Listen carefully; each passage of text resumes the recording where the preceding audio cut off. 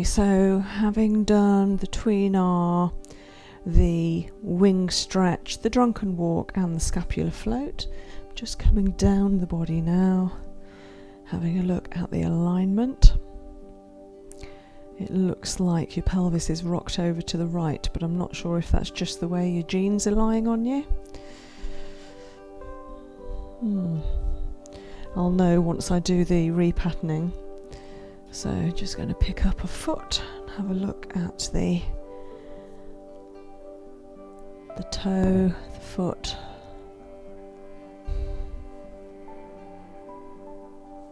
Yeah, that's it. Separating, isolating the toe joint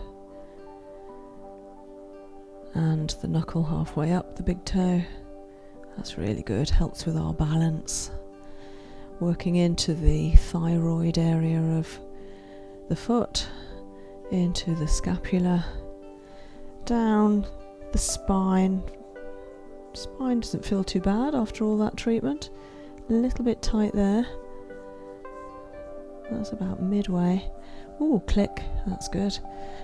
And now working to clear out and detox the urinary system, so from the adrenal, the kidney, down the ureter to the bladder. Clear out, so that all of the effects of the treatment, everything it's got working, is helping to clear, so that anything you don't need, that doesn't serve you, is going out in your waste. Wonderful. And now foot repatterning. Again, sensing and feeling the direction that your foot wants me to go in. And supporting at the solar plexus, holding each side of the heel, turning the foot so that it's gripping the hip in a particular fashion, and then repatterning. Ooh. So what should happen is the opposite hip should levitate, which is great. That's helping to restore balance to the pelvis. Coming round, doing the opposite side.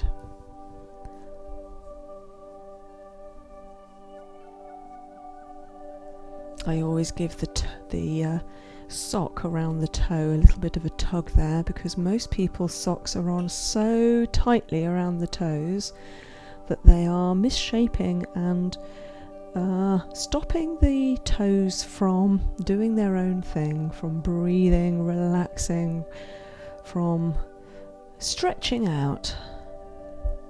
That's it. So down the thyroid again, the parathyroid, underneath into the scapula, around the neck, which is the neck of the big toe, into that knuckle again, halfway up the big toe, separating. Oh, some nice clicks going on. Working down the spine. Doesn't feel as bad as the other side, actually. No, it was just the right side mid-back that came up on the foot. Left is feeling okay. That's good. And now working down from the adrenal, through the kidney, the ureter, and out through the bladder, helping clear whatever the treatment has helped to kickstart moving. That's nice strong massage. Working into the foot, seeing where it wants to go. Beautiful QiGong energy.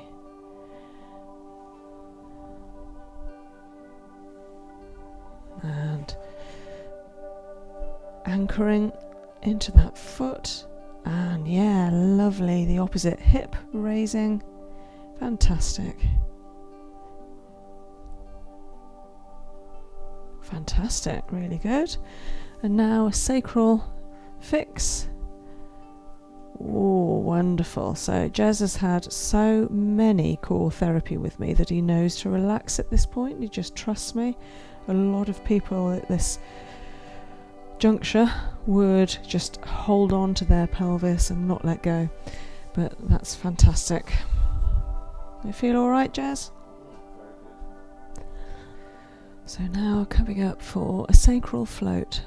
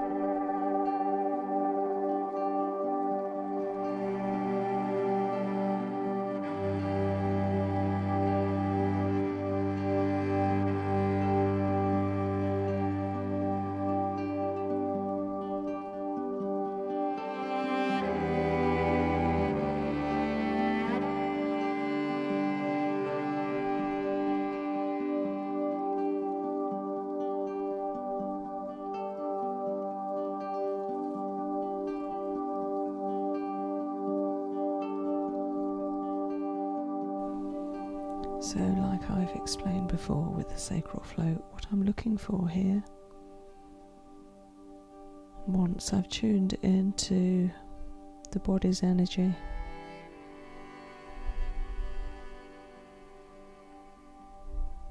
is the movement.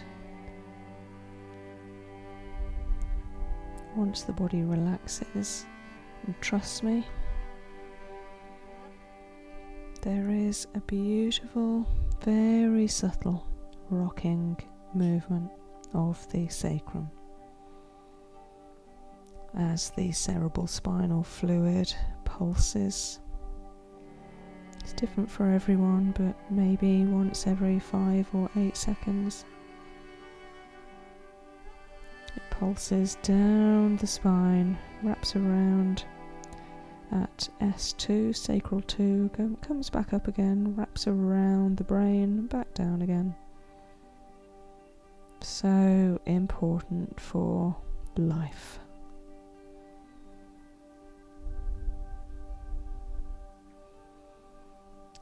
So by doing a sacral float, one of the many benefits is to help restore balance and the correct pulse to the S, the cerebral spinal fluid.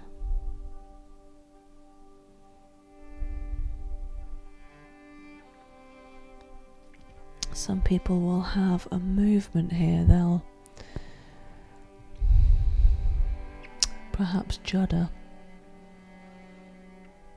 and when I first put my hands on Jazz, I don't know if the camera would have picked it up, but there was a couple of really strong juddering sensations. It started off at the top and came all the way down the body,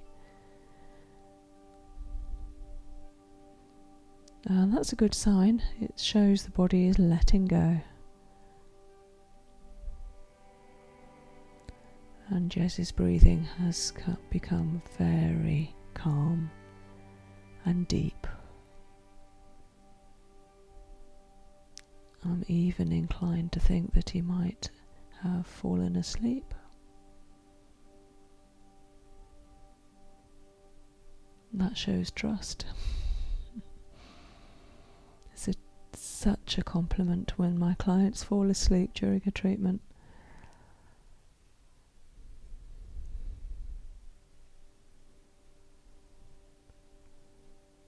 Oh yeah, a beautiful sacral rotation right now. And Jazz has fallen asleep and the body is completely relaxed. Yeah, there's a tiny little nerve pulse in the pelvis. That's gone now. Beautiful orange light. Oh, a little tweak. Beautiful orange light, like a thick woolen orange scarf wrapping around the pelvis. Relating to our sacrum and our sacral chakra.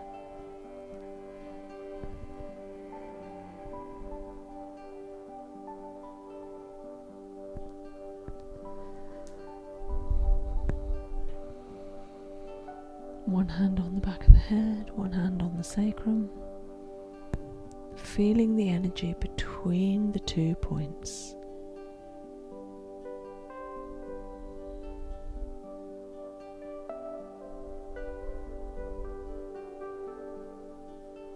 And once the energy levels out, there is often a moment of release, where the spine lengthens, so much so that I feel the energy spread as if from the center of the spine up and down, therefore separating my hands lengthways. It's coming now.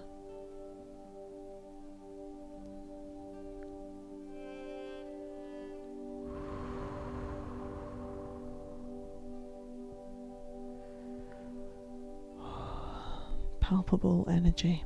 Wonderful. Okay, this is going to be difficult because Jazz has fallen asleep, and with a little bit of movement, reassurance, a little bit of contact, and just to say, time to arouse and turn over in your own time, no rush at all.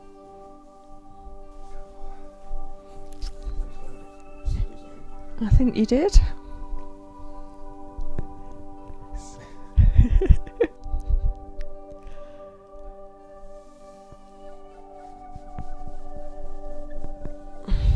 Oh, this towel keeps coming up. Oh, it's because I've put a thick blanket underneath the couch cover because it's winter and it's really cold outside. I've got a heated blanket underneath and then a thick extra winter blanket underneath that, and so it means that the couch cover doesn't like staying on top of the couch. Right, let's give you a nice stretch.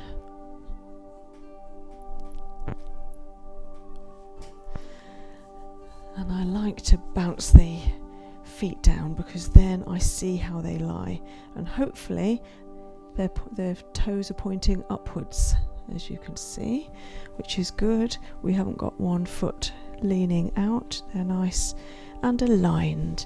Knees are aligned, ankle bones aligned. I'm not sure if this pelvis is rocked slightly, so I'm just going to have a little feel of the pelvis and hook my thumbs around underneath your belt, around the front of the iliac points. Again, just feeling into a little QiGong energy to help restore balance at the hips.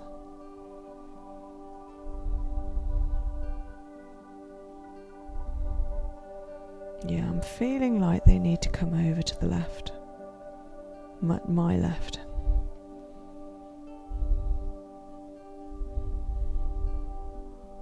Yeah, that's going. I'm not applying too much pressure, it's just a little reassurance. A bit of a check out, really, just seeing which direction they want to go in. Yeah, that's much better. That's good. Okay, that didn't take long. So because we've been doing a lot of upper back work, I'm going to have a look at, just relax your elbow, just going to have a look by doing some arm repatterning, see how the shoulders respond. Oh, that's wonderful. Not many people can be that loose. Not only because you trust me, of course, but also because your shoulders aren't too bad at the moment. They're nice and loose and aligned. Fantastic, really good. Nice shake.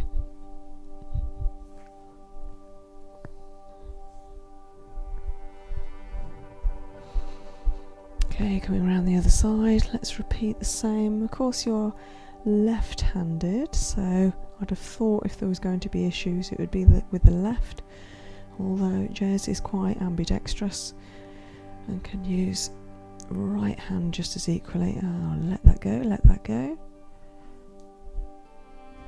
Oh, let it go. Yeah, that's better. Oh, I'm just going to move the camera.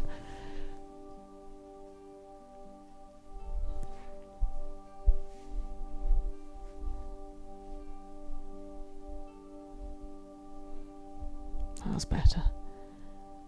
Lovely.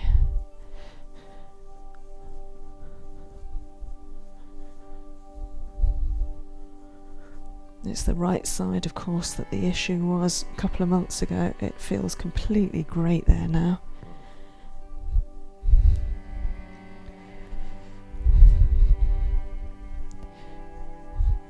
So I've got my thumb into the soft tissue in between the neck and the shoulder point, and I'm just pushing it down. So by down I mean not just down towards the feet, but also down to the floor at an angle. Yeah, that's nice and soft. Lovely.